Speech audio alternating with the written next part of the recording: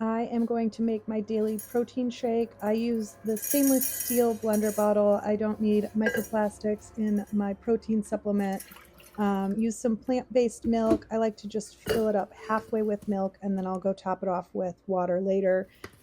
This naked shake is clean ingredients, something that I can get behind. It's vegan and it's chocolate flavored, so it makes it easy to drink and supplement with it.